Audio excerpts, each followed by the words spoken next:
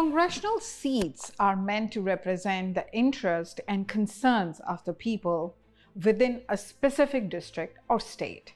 Political campaigns allow candidates to engage with their constituents, understand their needs, and present their proposed solutions. Campaigns also serve as a platform for candidates to communicate their vision and values, ensuring that the constituents have a voice in the decision-making process. Now, over here, we are referring to a political campaigns which encourage citizen participation and engagement and in the political processes, while providing an opportunity for individuals to voice their opinions and support candidates who align with their beliefs and actively participate in shaping the democratic landscape. It's an important civic duty, in my opinion, and for everybody, to encourage voters to exercise their right to vote and contribute to the democratic process. Today, in Truth Be Told, we will talk to our guest who is in the middle of his political campaign about the current state of affordable housing in Texas, unpredictable nature of the oil industry on Houston's job market, and what would be a solution for the loss of health insurance and access to affordable preventive care, and why quality health care is only accessible for the rich, and in what ways does our zip code determine our future, and how does the color of our skin affect our life outcomes.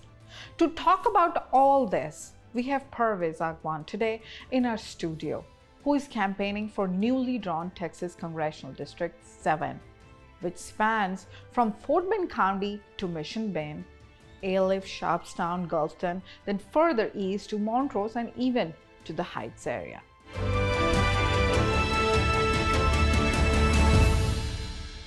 Thank you, Pervez, for joining me today in my show. It is a pleasure to have you over here, and I see you all the time. You're campaigning aggressively for your campaign. And tell us, why do you think it's important for you to campaign? I mean, there are already, I know redistricting has been done, but what pushed you to move forward with this campaign? Thank you, Sofia, for having us. It really means a lot to me. But I think what people don't realize is every 10 years, there's a unique opportunity called congressional redistricting. Yeah. We had no intention of running for office. My wife and I, we just had a baby boy. Yeah. But last year, because of census redistricting, Texas added 2 congressional seats. And they added one in particular that was in North Houston. It's Piney Point, Bunker Hill. It's District 38. But what that did was make a new congressional district, which is District 7. And we have a very unique opportunity in front of us because now this district has more Asian Americans, Indians, Pakistanis, Muslims, Arabs, Hindus, Sikhs in one congressional district than any other area in Texas. So quite frankly, I think a new district means, we need new representation because I'm running to represent Sugar Land, Fort Bend County where I grew up, Mission Bend, Sharpstown, Aliff, and Gulfton. And I'm really proud to be from Fort Bend County running to represent a new district because, Sophia, I hate to say it, but we have to start educating our folks on the necessity of voting. Our numbers are so strong in Fort Bend County, but we're represented by people whose neighborhoods are not in the district. They really don't represent our interests and our needs. And a lot of people, they're not really happy with the government. So my wife and I, when we came back to Houston after graduating from school in the East Coast, we were quite happy. Yeah. But I think you end up in situations sometimes where you look at the fact that we moved to a state back home, our home state, which leads the country in a lot of different dark metrics like gun shootings, right, mass shootings, mortality rates, children under 18. Right? Gun death is the leading cause of death down here. You can't stay silent when they draw a district like this, and it's time we get representation that represents us and not big lobbyists here in Fort Bend County. Okay, so my question is like you said yourself, like you moved from East Coast and you are a graduate from MIT after such a high-flying college name. They made a mistake. Yeah, so I mean coming to Fort Bend County and moving here, I understand like there is a big population and of course there is a requirement. But still, like you could have done anything else. Why come and represent people? Well, it starts, I think, with my family story. My wife's family, they're from Pakistan in Karachi, but my mother and my father's family are from Bombay. So my great-grandfather, many years ago, both of them, on my mom and my dad's side, they're from Kathiawar, Gujarat. Okay. And that's where Gandhi is from. Yeah. So there's some family folklore that a lot of our, ancestors and a lot of our family marched with Gandhi against the British in the 1930s. So, we kind of have that long family history of trying to strive for public service activism. So one of my early influences was reading Mahatma Gandhi's autobiography at a young age. He talks about the necessity of a satyagraha, a struggle, a non-violent struggle to serve humanity. And if we're not here to serve one another, what are we really here for? I actually had no intention of running for office for a long time. It was never really in the plans. When I graduated from MIT, I was not only building a business on my own, I went to go work at the largest renewable energy developer in Houston. So for me, quite frankly, politics was never in the plan. But I think what really did it in for me, Sofia, when my father passed away, he really struggled there. He was a blue-collar worker. He came to this country with nothing in his pocket. He didn't speak much English. He didn't have a college education. Dad actually, went to work in the heat in the oil field while mom looked after us at home, Sofia. And for me, growing up, it was always, hey, get a good job. Go to a school like Harvard or MIT. Go to Texas A&M and get engineering degrees. Yeah, and you did all. And I'm very blessed and grateful, and the universe really worked in my favor in many ways.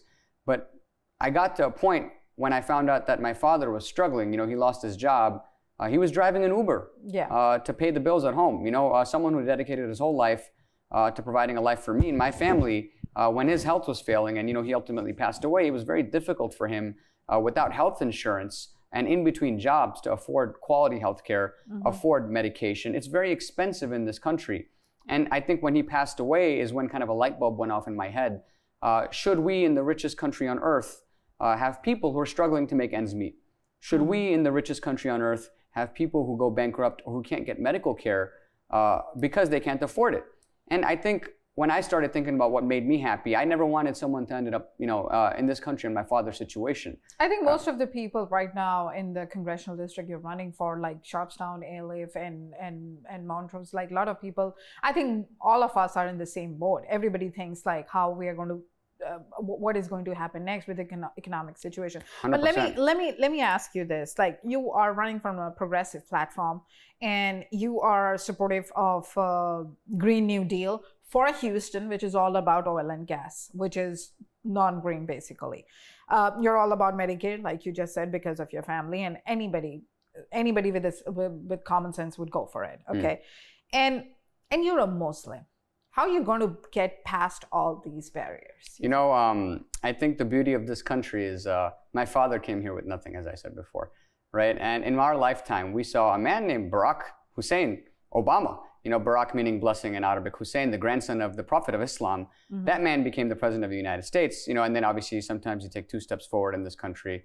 And progress is also sometimes you make a step backwards. And being a Muslim in this country can go against you. It can. And my name is Muhammad Pervez. Yes. Right. But luckily, what people don't really realize is Houston is very diverse. Yes. Fort Bend County is not just the most diverse. We are blessed. We're blessed with diversity. I'm proud to be from here.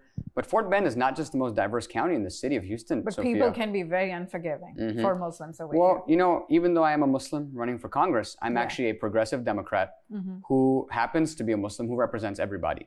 And I think that's the kind of model I want to show everybody. We're not playing identity politics. We're here to represent everybody. And we don't take any lobbyist dollars. We don't play any identity politics. We're here to represent every Hindu, Muslim, Sikh, Indian, Pakistani, Caucasian, Latino, African American in the district, because this district is the most diverse district in Texas. So I feel like you're more focused towards the votes of a certain community, the Southeast Asian community. What about the rest of the communities? Like you mentioned, Latinos over here, African Americans over here. How are you going to catch them? So Sharpstown and Gulfton.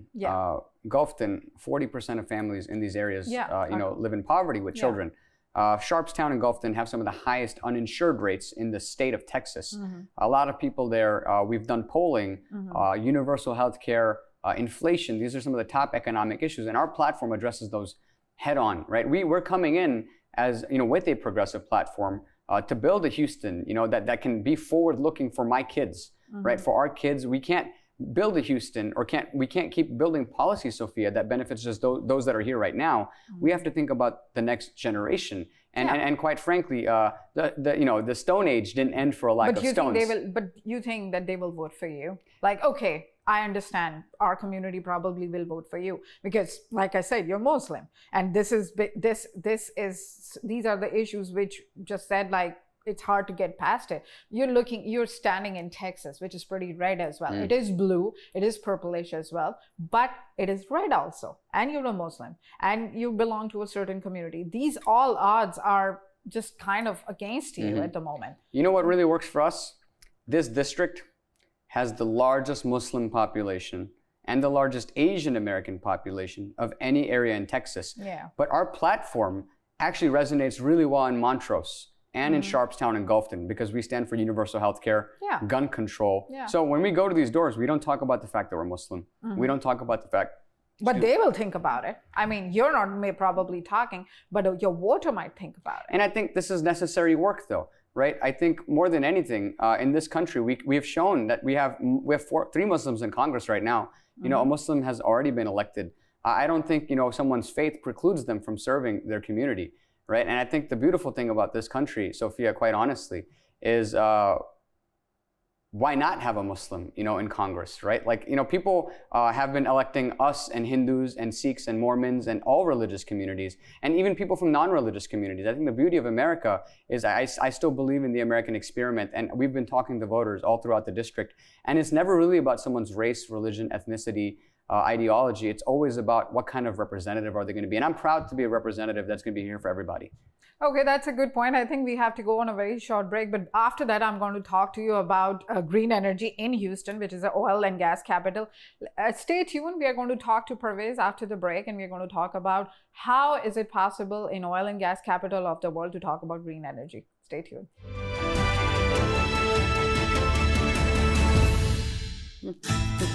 Upgrade your luxury for just $1 down. Get summer ready in style at Big Star Cadillac. Step up to the new 2023 CT4 Luxury for just $379 a month, or the new 2023 CT5 Luxury for only $499 a month, both for 39-month lease with just $1 down. Or purchase either and enjoy $750 bonus cash. Gulf Freeway, just 2 minutes south of the Beltway.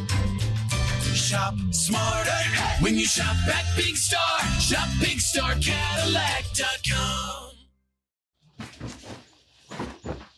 Oh, hey!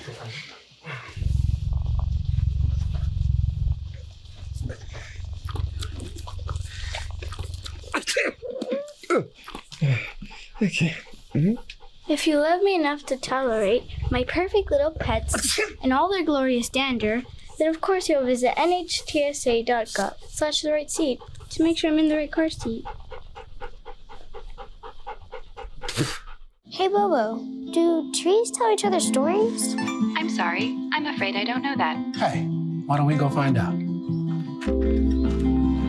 Listen. Do clouds take naps? I couldn't tell you. Dad, do stars visit their friends? Look!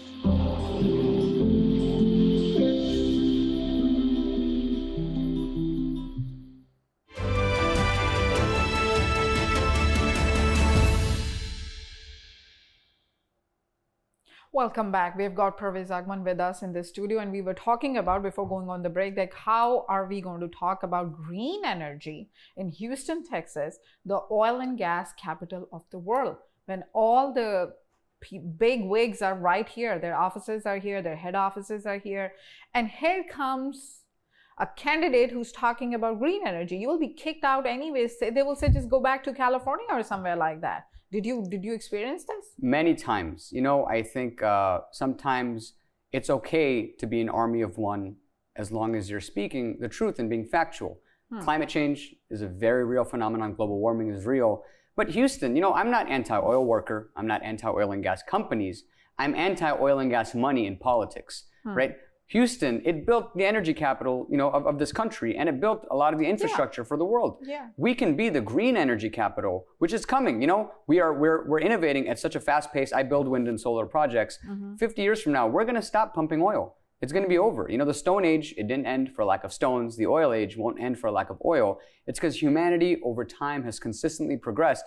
And if Houston wishes to be a major world city, we should get ahead of the curve now by bringing federal dollars to build a green economic corridor here. Because quite frankly, Sofia, we're not anti-anybody that works in oil, but I do want to build more renewable energy capacity, spur renewable energy entrepreneurship. Anybody who wants a job in clean energy should be able to get one in Houston, and we're not providing them. Houston has the smarts, the talent, the money, the entrepreneurship, the innovation to do all of this. Why are we letting Boston, New York, and San Francisco and California be the leaders of clean tech and clean energy? No, it should happen here in Houston. And I used to teach clean energy at MIT. I was also very lucky enough, I studied this at MIT as well. Houston will cease to be a global city with a massive, economy right now. Like it has a wonderful economy, right? Right now Texas has a great economy, exactly. Houston will cease to be a global leader unless we start, getting in front of this now, right? Oil is not going to be here 20, 30 years from now. It's a fact. We're going to stop pumping it. And, the rate at which we're building renewable energy, we're going to have a fully renewable energy grid, if I have something to say about it, in the next 15 years, right? We're going to have a fully renewable energy powered electricity system in this country. We're going to stop burning coal. We're going to stop burning natural gas. Oil was. But this all sounds very California to me. Well, it's what's necessary for this country to move forward. If we're going to stop global warming, if we're going to stop CO2 emissions, it is the hottest, Sofia, the hottest summer on Earth's record. Yes, right. The last 2 weeks have been the hottest recorded temperatures in Earth's history. We're not wearing tinfoil hats. We're just doing what's right for the future generations to come. Yeah. There's nothing wrong with working in oil. There's nothing wrong with being in oil and gas. They build the economy for us. They got us to where we are. My father, he worked in oil. My first job in college was in oil. Yeah, you're from Texas A&M. I'm from Texas A&M. Yeah. But if we're going to build a Houston for 2040, for 2050, for my son, right, for 2100, it won't be an oil-based city. And if we don't innovate now, we will lose our chances to the coast, whether it's east or west. What about there comes the instability in the job market as well when it comes to oils and gas. So you think that EV energy and green energy and whatever they call all these green energy things, would that be able to make it better for people? 100%. Houston needs to be the global, I think not just the domestic, but the global hub of battery mineral manufacturing, right? Of building domestic solar panels, of building electric vehicle kind of componentry, right? We have to bring federal dollars to Houston, which has a massive oil and gas industry, and anybody who wants to move to Houston should have the opportunity to work in a revitalized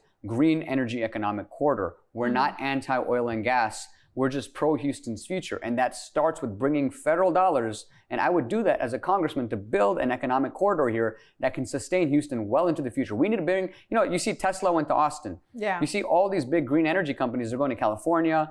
No one's coming to Houston. And I want to bring these folks to Houston because we need jobs here in Houston that don't go away when oil crashes. We need jobs that stay here. And I want to bring stability to Houston, and nobody else is talking about that. So you think the oil and gas lobby in Houston, they didn't let transit trains build up over here? That's a big lobby over here. So you think you're capable and prepared to stand up to them? We already are. And there's a lot of people behind us.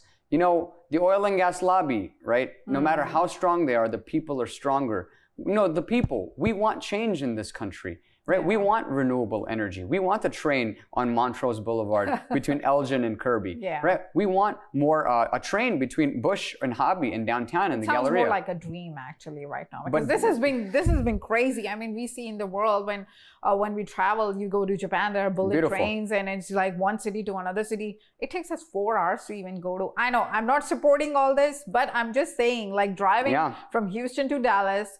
For 4 hours, you're done, and you're like in this heat. Well, you have to elect politicians and public servants who don't take money from the lobbying groups preventing this. Did you know, just to get a train between Dallas and Houston, the airline lobby was lobbying against it? Yeah. Right? Because they do the short duration flights. Yeah, exactly. So it's all about money. It's we have to follow society. the money. We have to follow the money. And there's nothing wrong with profit. There's nothing wrong with making money. But it has to be done ethically. And we can't let these big companies buy our politicians. And we don't take any money from lobbyist groups. We don't take any money from corporations. No money from anybody that corrupts our politicians. How are you going to win? U.S. politics is all about lobbying. It's all about corporations. Well, if we don't do this kind of work, right, I want to show to people and inspire them and give them some hope that not all your politicians are here to represent big moneyed interests, right? You have seen Beto's campaign in Texas, how he was so popular, he was so out there. He almost won. But he took a nosedive. 2%. He was 2% away in 2018. So Texas is still not ready for all this. My father always used to say, "Koshish karne ki bahut zarurat hai." Right? Like no matter how hard it is, you get down 9 times, you get up 10. People say, Pervez, really, asal mein chances kya hai tere, Pervez? Tera naam Mohammed Pervez, du Texas mein. What are your chances, Pervez? Your name is Mohammed Pervez, you're in Texas. And the oil lobby controls everything, right? Yeah. Wall Street banks give money to the candidates I'm running against here. You bet. Right? That's what they do. People in this country, I believe in them.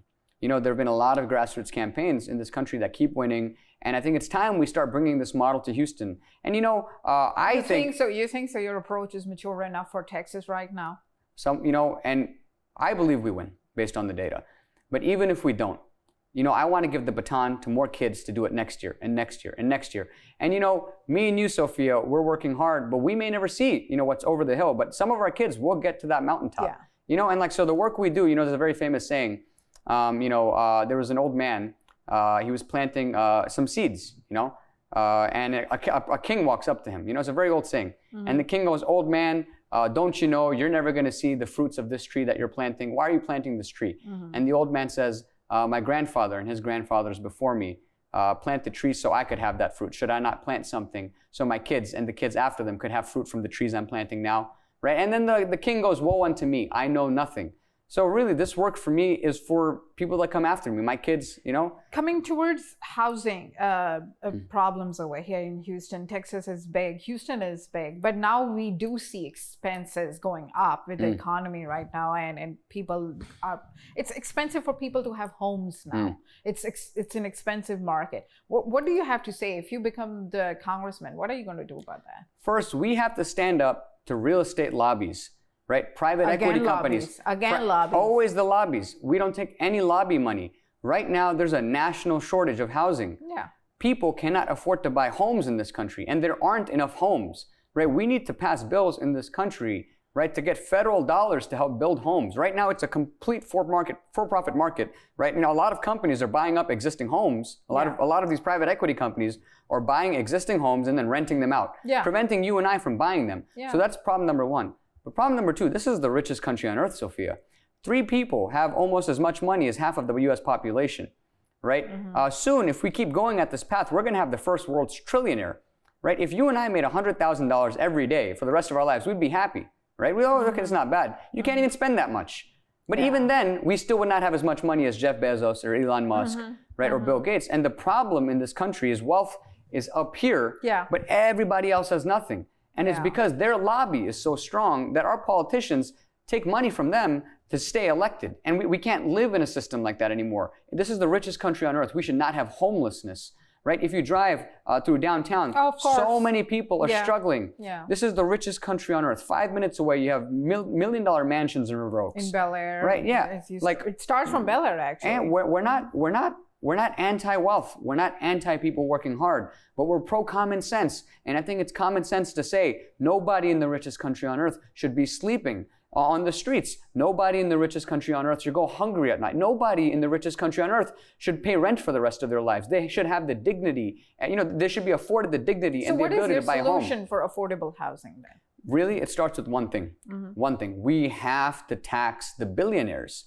These people have more money, right, than they can ever spend in their life, and they're hoarding it, and they're forming super PACs, they're funding elections, they're funneling it all into congressional campaigns. Yeah. Right now, we have a few corporations that keep pumping money into seats like mine. I'm a Desi man running in a very Desi district. It's a very South Asian district. Why are companies in New York and California going to spend, why is the Israel lobby, why are they all going to spend millions of dollars against me?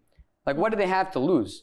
And it ultimately comes down to money, right? So if we want to make the quality of life better for the 99% of people in this country, right? For 99%, if there's 100 people in the room, we need to make sure that 99 of them are okay because one of them is sitting atop controlling everything, right? And that's a fact, right? That's a true fact. So our solution, Sofia, really, it starts with the way Congress works is we have to put laws on the floor of the Congress to make national housing affordability a priority, right? I want to put bills on the floor of the House that support housing as a human right. Everybody needs it, from here to San Francisco, to the Northeast. Everybody needs it. If you're working a job and you go into work at 9 and you go home at 5, and you still cannot afford to buy a home. That is criminal. That's a tragedy. And you still cannot afford to pay for your health insurance. That should be unacceptable in this country. And I'm running for Congress to redefine what America means. So you think all these Congress people, they're already sitting there, they don't know that they probably working towards that? How do they get elected, Sofia? most Congress people in this country are in the pockets of the lobbyist groups. They won't be able to put things on the floor of the House that can actually move the needle. Once they get elected, then they want to turn a blind eye towards their real issues. That's actually what's happening. You have to elect people that are not beholden. There's a couple dozen people in the Congress that believe the same way I do.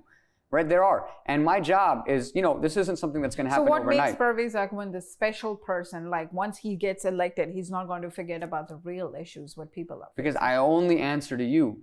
The only way I get elected is grassroots. We don't take any money from Wall Street banks, no money from pharmaceutical companies, no money from corporate PACs, no money from special interests, not even a dime from foreign lobbies. Nobody influences Pervez Agwan, the congressman, except you, my constituent. And I'm proud of that. I'm so proud to be unbought, unpaid for, and not sold. And I'm here to represent you and your interests, and I'm going to keep doing that. And I would be sorely embarrassed if anybody ever said that Pervez does not represent me, because we're working hard to bring a new model of politics to the city. And I think we're going to show that what happens in Houston can change this whole country. Okay, my last question would be how our zip code and our color is going to determine the future outcomes of our life. How? The saddest thing right now in this country, which I think is completely unacceptable, if you told me one number about your life, I could tell you your expected, life duration, your life expectancy, whether or not you'll go to college, your educational attainment. It's the zip code you're born in. Yeah, if you're born in Acres Home, you know that you're eventually going to die of some hazmat or some kind of because you live in an area that has a lot of I'm not sure if you were following, but that area in the 5th Ward and part on the east side, they had a lot of cancer clusters because of the plants that were built there and a lot of the pollution. I did a show on the cancer cluster thing, exactly, and it's just there. We live in a society, So how Sofia, are you going to fix that problem? It's a systemic problem. And I think the first solution is if we want policy, Sofia, that's going to help everybody, right? Not just a few, we have to remove the grip that the lobbyists, the billionaires, the big corporate PACs have on our politicians. We have to elect politicians that refuse to answer to lobbyists. If you take that big money out of the equation, we can start legislating. And it starts with electing more people that are going to write laws to change the way money even flows into politics. Politicians take millions of dollars right now. Dan Crenshaw, Ted Cruz, Lizzie Fletcher, they all take money from the Israel lobby, the Wall Street banks, the health insurance company. Why can't we get universal health care in this country? Yeah. Because we're taking money from the health insurance companies, right? So it starts with that, and it's systemic. Capitalism. But it is capitalist society. We always knew it. When we are part of the society, we exactly know we live in a capitalist society. Sofia, there's nothing wrong with building businesses. We are pro-business. Yeah. We're pro-entrepreneurship. We're pro-innovation. But we're pro-ethical capitalism. We're pro-ethical business, right? If no one should be struggling in this country when we have so much wealth foamed up at the top. And our plan, you asked me how we're going to do it, is by getting into the Congress and changing the way the Congress works. I'm 31. I'd be the youngest person of the Texas congressional delegation. I have no qualms about going up to the leadership and telling them this is what needs to get done. We need to have people that are strong and that fight for us, not for corporations, not for lobbyists. So if we're going to build a country where the zip code a kid is born in doesn't, a child has no control over who his or her parents are or where they're born. I agree. Every child in this country that's born, wherever they are, deserves the same opportunity. A child, a baby born in Gulfton or Sharpstown, right, or Acres Homes or 5th Ward, be able to feel secure. Should have the same opportunities in life, Sofia, as a child born in Bel Air or Westview or Sugarland, right? But that's not the case. And I think we have to elect politicians that recognize that's an issue and try to bridge that gap. And most of our politicians, they don't care. They don't care and they don't want to address these issues because they're bought and paid for and they only answer to their money. And I don't do that. So the last message Pervez Agwan would like to give our viewers. Election is February 20th. That's when early voting starts. We only need 25,000 votes to win. It is a small turnout primary election. This election is completely winnable because there are more Asian Americans and Arabs and progressives. This is a heavily progressive district because it has Montrose and West University. Right? This is a very progressive district. It has the Heights. There are more of us than even fathomable to win this. If everybody turns out and votes, we have almost 2 weeks of voting between February 20th to March 5th. We can start electing politicians that aren't bought and paid for by big lobbyist dollars. And I'm really proud of that. So look out for us. For all the viewers, I would say, go to our website. And February 20th is election when early voting starts and March 5th is the elections. Please look out for us. And let's make history. I'd be the first Asian American ever elected to Congress if I'm elected from Texas. So thank you so much, Pervez, for joining me and good luck with your future endeavor. Thank you so much, Sofia.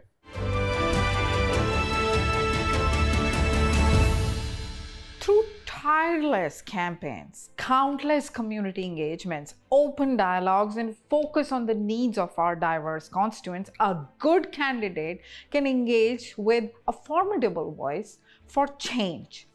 Don't focus on the political affiliation, just focus on the candidate, his commitment to serve our community's best interest.